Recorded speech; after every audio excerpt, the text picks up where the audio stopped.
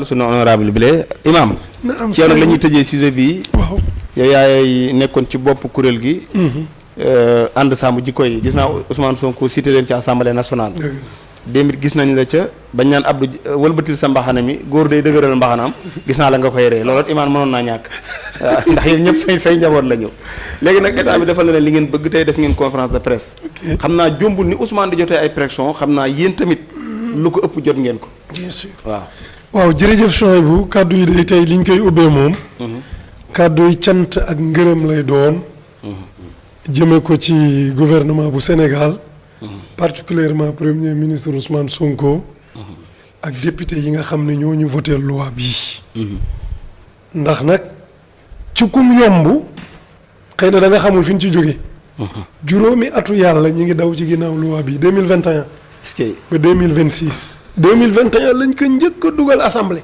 mooy bi leen Abdou Mbow ñoom dàqee wala duñu boobu la ñu taxañ ko ba mu jekk sànni ci biti 2023 ñu dugalaat ko mais ci turu Yewwi Askan Wi ñu taxañaat ba mu jekk sànniwaat ci biti premier ministre bi tey Ousmane Sonko wax ne moom de bis bu ko yàlla dénkee réew mi dana bokk ci loi yi muy njëkk a voté fii ci Sénégal dëgg la yàlla joxu ko réew mi waaye ki mu jox réew mi moom moo ko joxoon nit ñi fal ko muy président Diomaye moo ne Sénégalais yi kii maay moom man ngeen amoon yéen a fal ma te mënumaa dem li ngeen ma waroon a joxal leen ma ko kii ñi fal Diomaye ñi cëpp xamuñu ko dëgg la c'est-à-dire kon ba léegi la waxoon mënugu koo wàcc ndax am na ab pàcc ci nguur gi même su yorul lépp terewul bi mu ñëwee ñu jëlaat loi bi dem yóbbulaat ko waaye yóbbul ko président yóbbul ko président assemblée parce que tamit ñoom seen nguur ni mu bindoo ku ko xam damay jàpp ne boo bëggee dara ci nguur gi soo ci demee ci kenn bàyyi ñi ci des mën na am tuuti gàllankoor faaw nga dajal bien sûr yow mos nga gis fii ku fi présenté dara ci réew mi wax ne président de la république te waxoo premier ministre déedéet loolu mosul am ci réew déedéet wax nga dëgg de loolu président rek lañ daan wax kii da nga ñemee tudd premier ministre bi kenn ñeme ko loolu boo ko defee sax après président da koy dàq pourtant wax nga dëgg de lépp da koy président dàq lañ ko doon yan voilà mais nguur gi ni mu ñëwee loolu mënul nekk mënoo wax président kese même boo ko waxee sa xel dina la yedd da lay leer na nekkul président lañ fal daa am kuñ fal mu fal ko loolu la rek moo tax ñun mënuñ woon jox loi bi président kese mais Amadou Ba bi mu fii nekk ñun du moom lañ doon waxanteeg Macky Sall lañ doon wax mënuñu ci woon dara seen xel musul dem ci moom xel xalaatu dara Amadou Ba boo ko yóbbuloon loi bi bu la recevoir est-ce que ma ko du ko daax it muy leer recevoir rek mais lii ni mu bindoo lu exception la nii la ko yàlla indee ci réew mi mooy ab paquet ji lañ voté léegi nag biñ ñëwee ñu jox ko xaar bi yàgg nag wax dëgg yàlla xaar bi yàgg lool ba ñëpp di ko tawat mais gis nga yàlla bu nammee dara bi fi scandale bi xewee nag la ñëpp nag ubbi seeni bët ni lii nag jóg ci jot na ñoom ñu dem conseil des ministres au lieu mu bàyyi proposition de loi bi mu continuer député yi gàddu ko montant bu ko neexoon mu waaf bàyyee ko député yi loolu dafay may gouvernement bi muy mën a lay di lay naan bon député yi dañoo am indépendance ñoo ko voté nangam président sax yoonam mais dafa ñëw ne man dama koy porté ça jum lépp lu ci war a bàyyi ko c'est-à-dire kon xam ne mën na am ay conséquences bi ci njëkk mooy yow ab homophobe nga te loolu ñi bëgg seen image baax ci biti xalaatuñ ko xam nga sëñ moo doon nga wax léegi ana politiciens yi politiciens yi doo leen ci dégg mukk te amul kun ci demul yóbbul la loi bi nag ñoom ñëpp tout opposition bi ñëpp tout Thierno Alassane Sall ak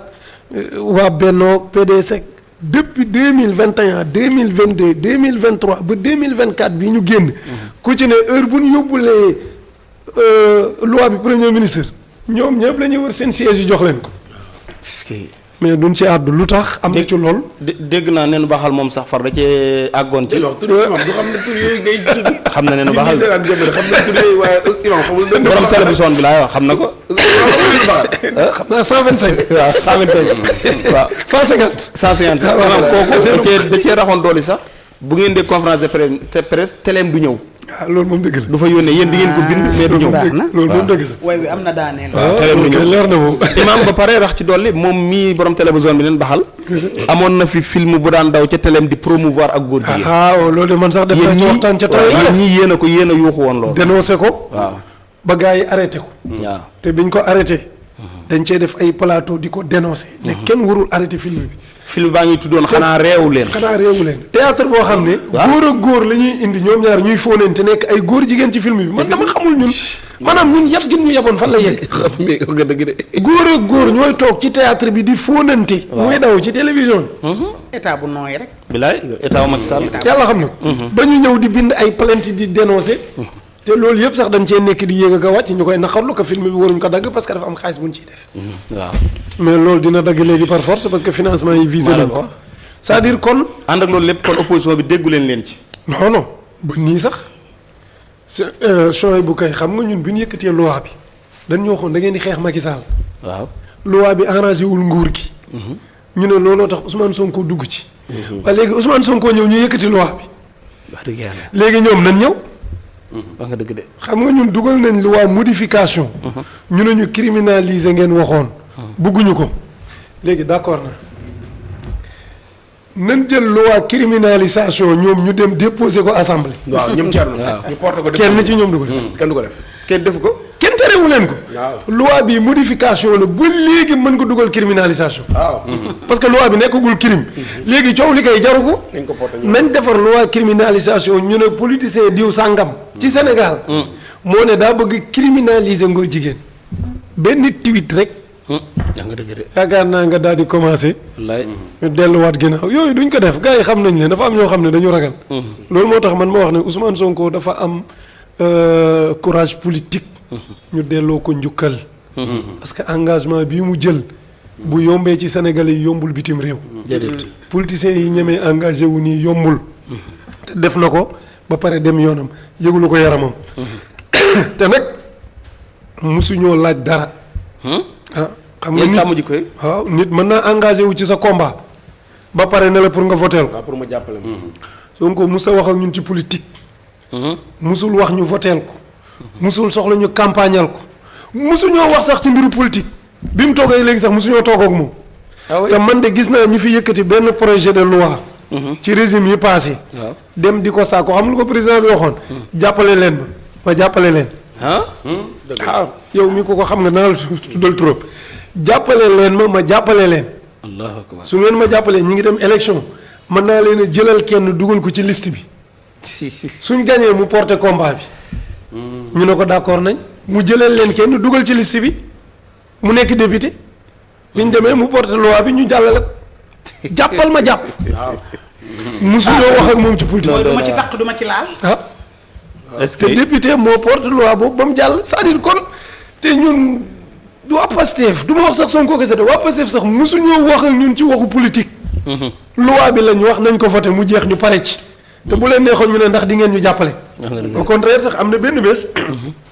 bi kii di wax ne bi Sonko di wax ne xam nga ñun élection bu daan ñëw rek dañuy defar mémorandum bi. waaw. jox ko politiciens yépp moom dafa ne woon démarche bii sax moom d'accord ci. mu ne parce que lii ngeen def nii léegi mu ne léegi bu ngeen ñëwee. léegi man jël naa loi bi ma ne su ma jëlee naa ko voté. waaw.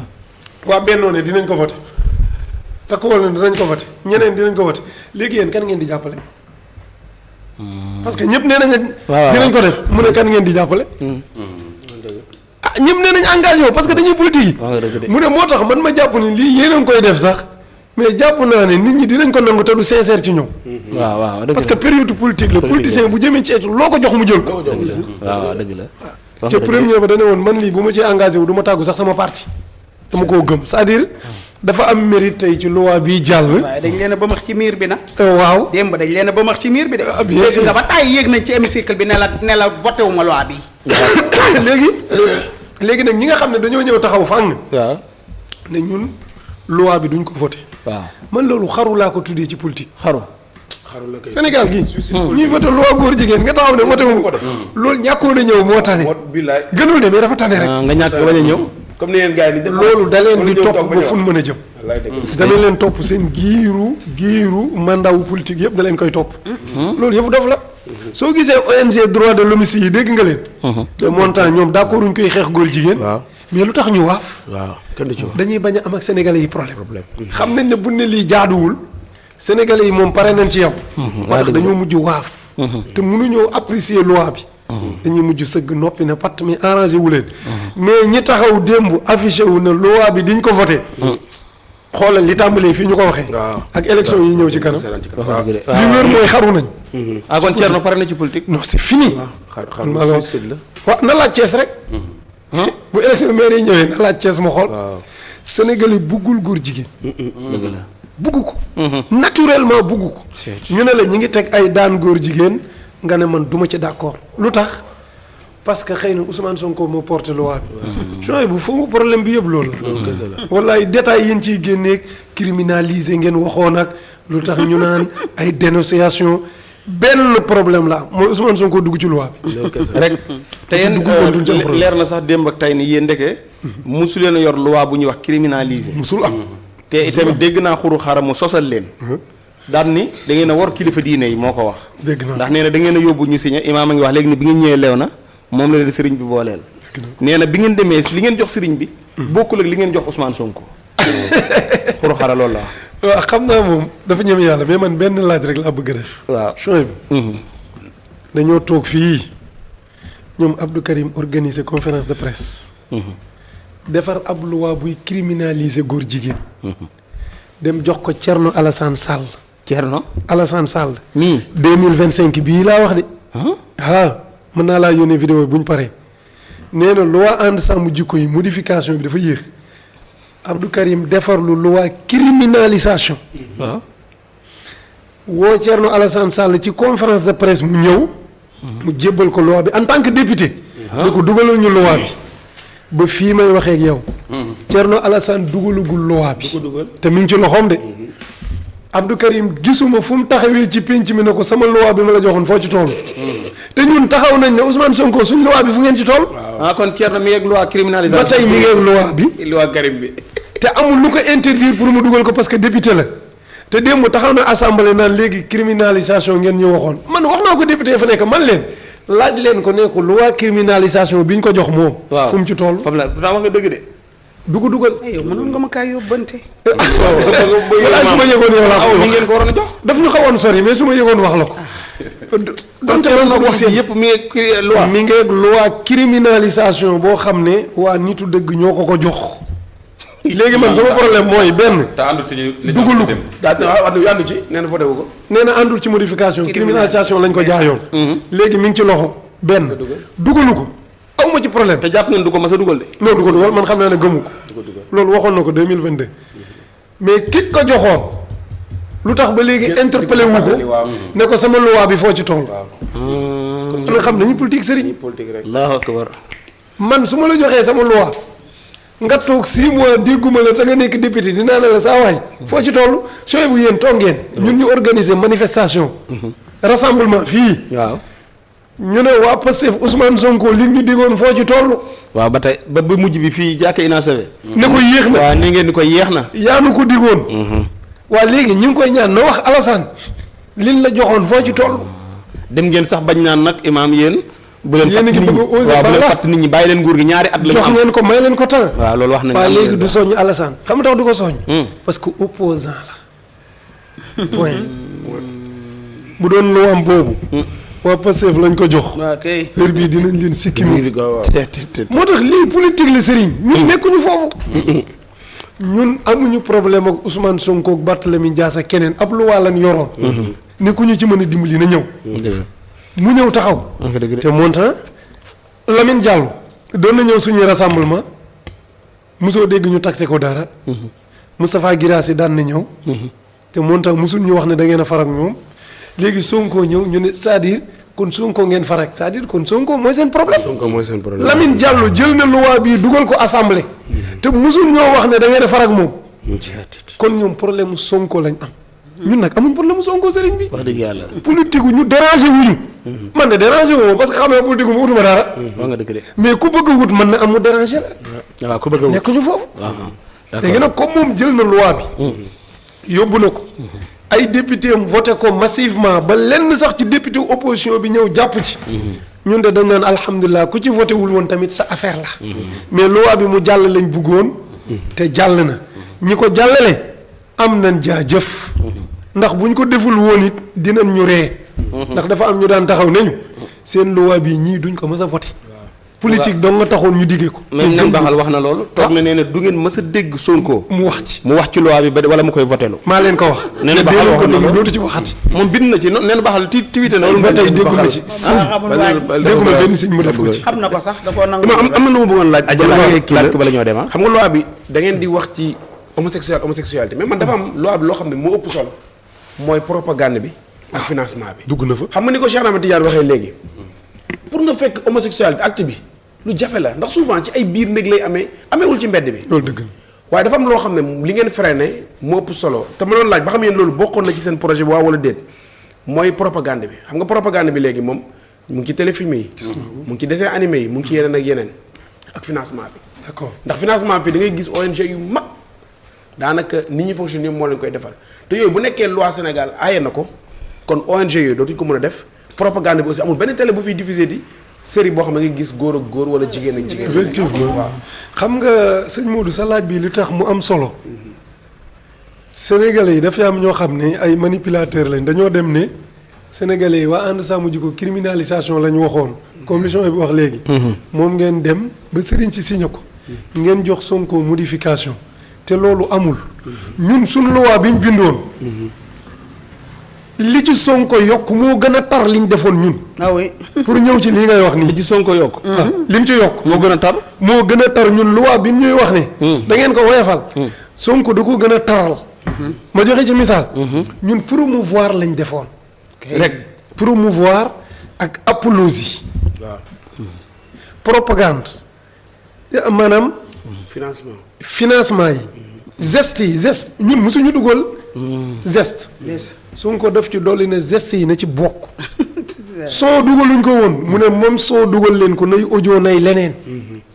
fu ñu defoon ne ñun dañoo bëgg ñu daan góor jigéen buñ ci jàpp 5 ans ba 10 ans. mu ne d'accord naa 5 ans ba 10 ans mais am na porox ndoll bu ngeen sóoraalewul mooy. suus bi mën na ko dóor 5 ans ba pare may ko sursis. waaw. man damay def ci li ma ciy dolli mooy mënu koo may. sursis kii dina doolee góor te jigéen. lu mu ndaw 5 ans yi moom da koy dóor. 5 ans yi lu mu gàtt gàtt da koy tëdd.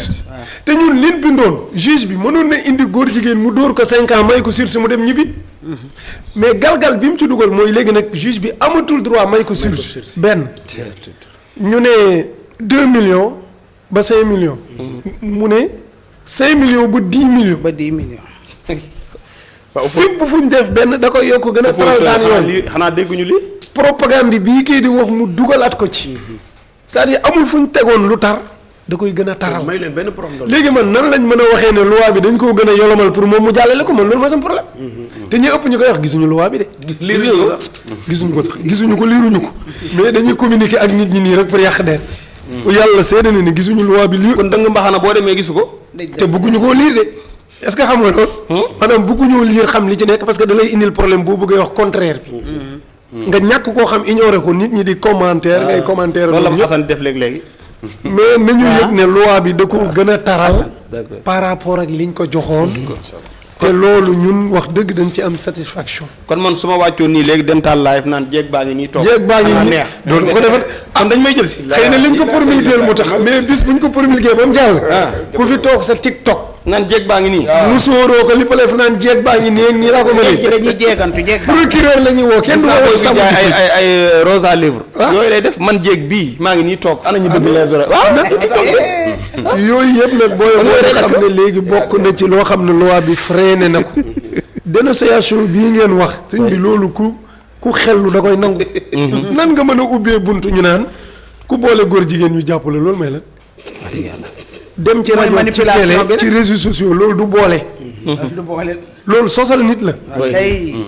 mais boole kay mooy nga dem ca gendarmerie ba. Kay. mbaa ca police ba nga wax ko fa. sëñ bi ñun duñu ay gendarme. waaw. te loi bi nag ñun defuñu ko de pour ñu xam kan mooy góor jigéen. ñun sàmm jikko yi.